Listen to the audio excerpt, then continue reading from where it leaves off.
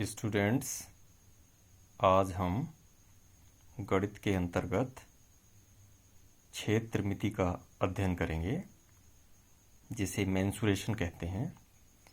यह जो आज हम टॉपिक पढ़ने जा रहे हैं, यह किसी भी प्रदेश की शिक्षक पात्रता परीक्षा हो,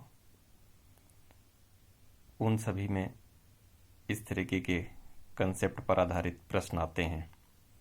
आज जो मैंने प्रयास किया है, सबसे पहले यह देखने की कोशिश की है कि क्षेत्रमिति की संकल्पना को हम समझें, सैद्धांतिक रूप से समझ जाएं, जिससे कि जब हम उससे संबंधित कोई प्रश्न करें या कहीं पर भी यह संकल्पना जब आए तो हमें शीघ्रता से समझ में आ जाए।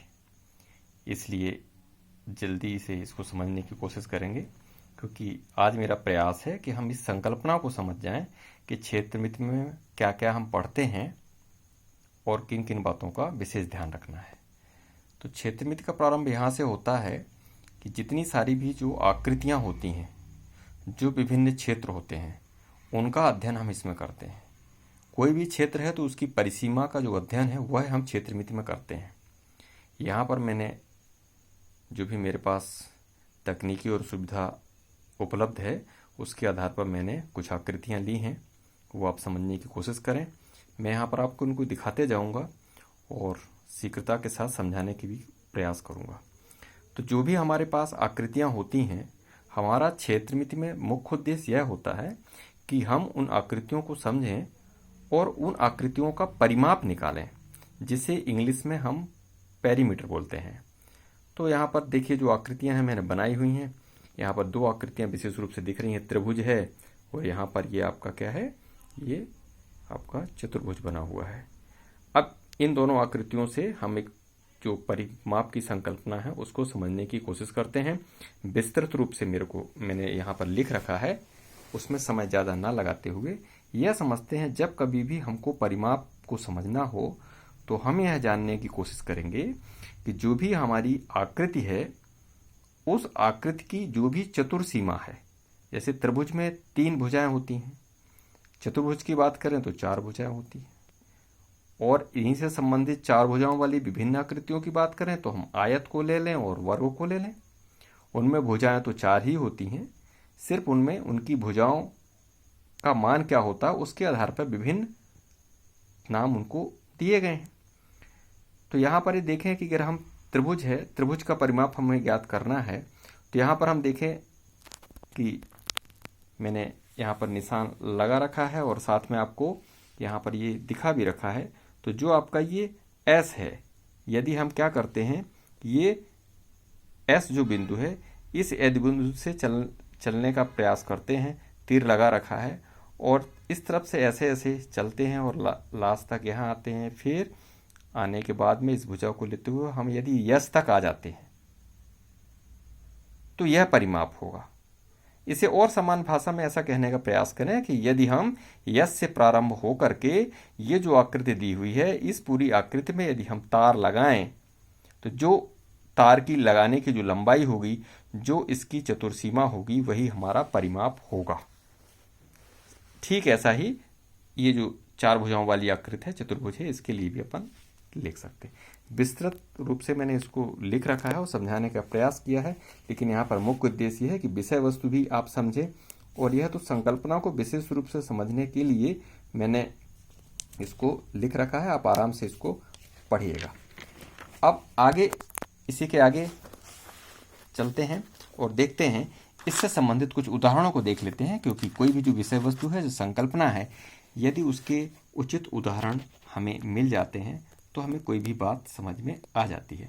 हमें यह नहीं सोचना है कि हम इतनी बड़ी परीक्षा दे रहे हैं और इतनी क्लास के स्टूडेंट्स हैं, तो क्या उदाहरण और क्या।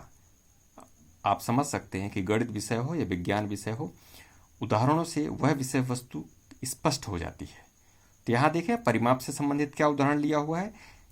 जैसे उदाहरण, किसान जो अपने खेत के चारों ओर बाउंड्री लगाना चाहता है, ये सभी व्यक्ति परिमाप की संकल्पना का प्रयोग करते हैं। समझने की कोशिश कीजिए यहाँ पर कि किसान भी जो अपनी बाउंड्री के चारों ओर बाउंड्री बनाना चाहता है, चाहे वो ईंट की दीवार की बाउंड्री बनाए या वह तार की बाउंड्री बनाए, तो वह किस संकल्पना का ध्यान रखता है? परिमाप की संकल्पना का ध्यान रखता है। होती क्या है परिमाप? इस प्रकार परिमाप एक ऐसी दूरी है जो रेखाखंडों के साथ साथ अर्थात परिसीमा के अनुदिश चलते हुए एक बंद आकृति बताती है, जब आप उस आकृति के चारों तरफ एक पूरा चक्कर लगाते हैं। क्या अभिप्राय है?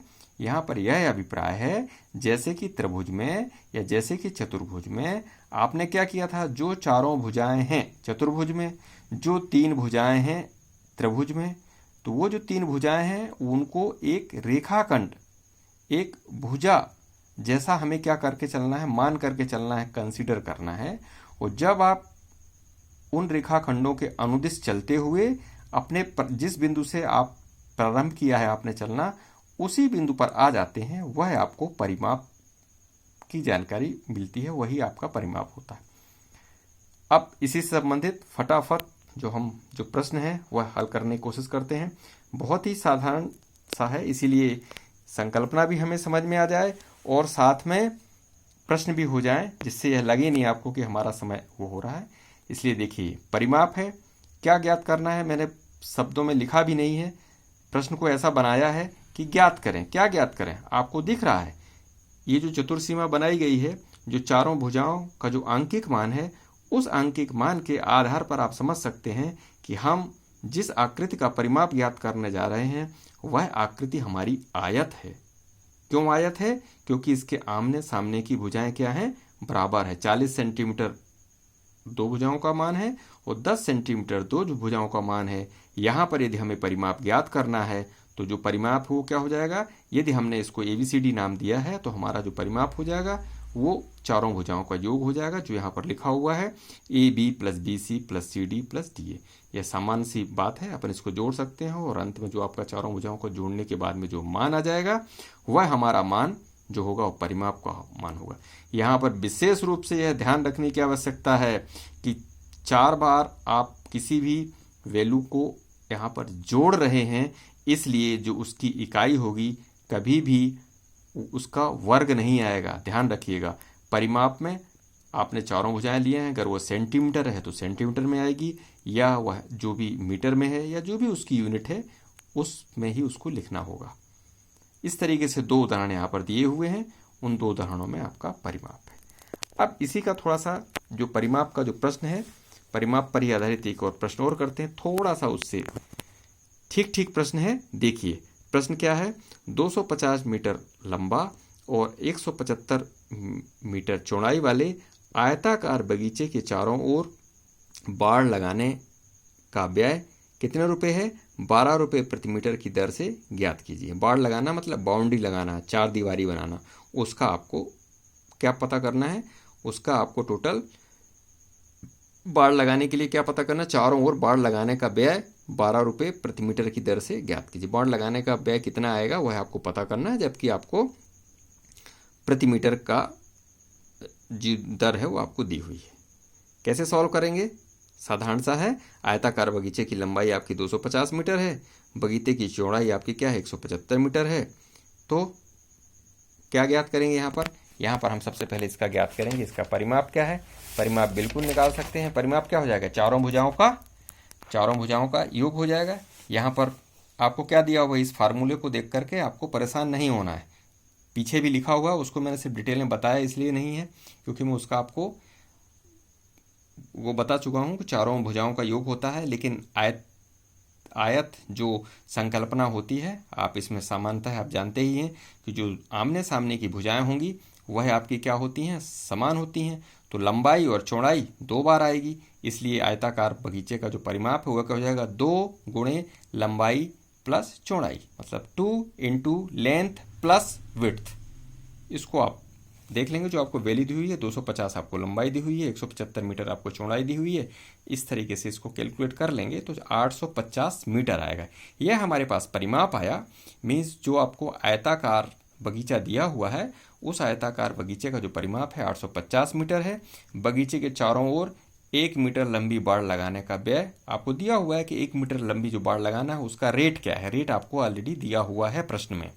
इस तरीके से आपको अतः बगीचे के चारों ओर 850 मीटर लंबी बाड़ लगाने पर कुल व्यय कितना हो जाएगा, जो आपको परिमाप है उस परिमाप में आप 1 मीटर जो लगाने की दर है, जो खर्च है, उसका आप गुणा कर देंगे। इस तरीके से आपके जो है, जो आपकी फाइनल वैल्यू है, अंतिम वैल्यू है, जो आपका उत्तर है, वह आपका मिल जाएगा। आप आगे चलते हैं, क्योंकि मेरा प्रयास यह है कि परिमाप की संकल्पना को हम समझ जाएं और आपको ऐसा भी नहीं लगे कि कितनी छोटी सी संकल्पना में और कंसेप्ट में इतना समय लगा, जबकि ऐसी कोई बात नहीं है। छोटा और बड़ा कुछ नहीं होता है। कई बार हमें ऐसा लगता है कि हमारा समय ज़्यादा कंज्यूम हो रहा है, लेकिन जब ये छोटी छोटी सी संकल्पनाएं कभी किसी प्रश्न में या कहीं हमको संदेह उत्पन्न कर देती हैं, उस समय हमको समझ में आता है कि हमसे गलती क्या हो रही है।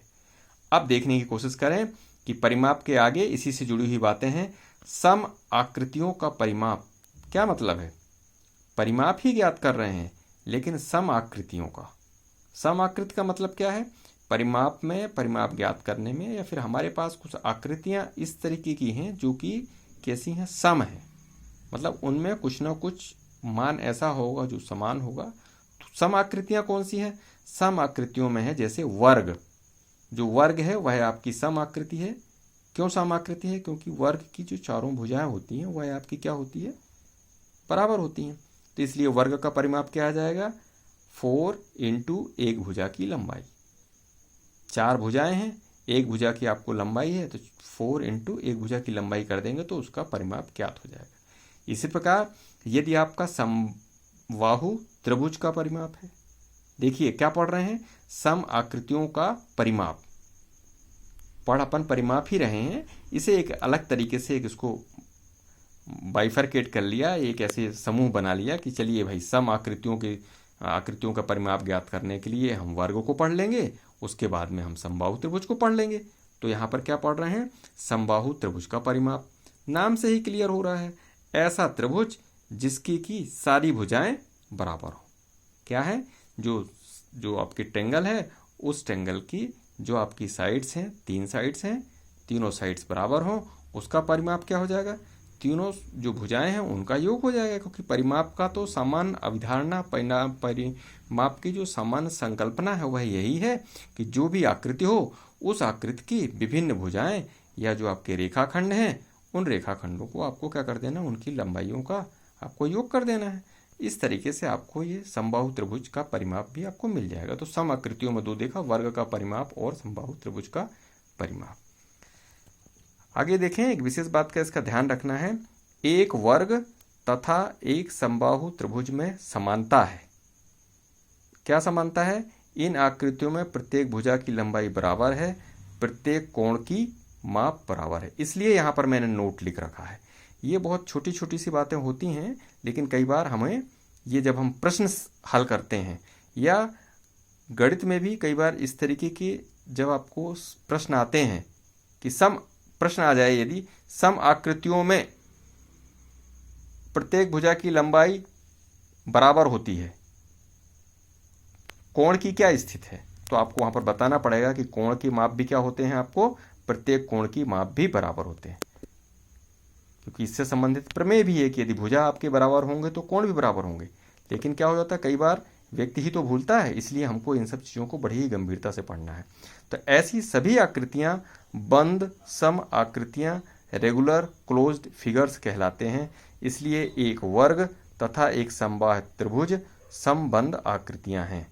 एक और बात सीखने को मिल गई कि जो आपका वर्ग है और एक आपको जो समबाहु त्रिभुज है, ये क्या है? वैसे भी बंद आकृतियां हैं, क्योंकि ओपन आकृतियां तो है ही नहीं। लेकिन यहाँ पर ये समझ में आ गया कि ये क्या है? ये आपकी सम आकृतियां हैं। सम आकृतियों के कारण इनकी जो भुजाएं हैं वह बराबर है, भुजाएं भी बराबर हैं, साथ में इनके जो कोण हैं वह कोण भी बराबर हैं। इस प्रकार आज हमने क्षेत्रमिति के अंतर्गत जो संकल्पना है परिमाप की, वह परिमाप की संकल्पना हमने गंभीरता से समझने की कोशिश की, उससे संबंधित प्रश्नों को हल किया। इन सभी चीज़ों को हम और अच्छे से पढ़ने का प्रयास करें। इसको आप सभी लोग पढ़ें, इससे संबंधित प्रश्नों को हल करें। आगे इसी से आगे जो विषय वस्तु होगी उसे हम पढ़ेंगे। अपने मित्रों साथियों जो भी शिक्षक पात्रता की परीक्षा दे रहे हैं, गणित शिक्षण से संबंधित जो भी व्यक्ति हैं जिनको इंटरेस्ट है उनको यह शेयर भी करें, उनका भी फायदा होगा और आप हम भी इससे लाभान्वित होंगे।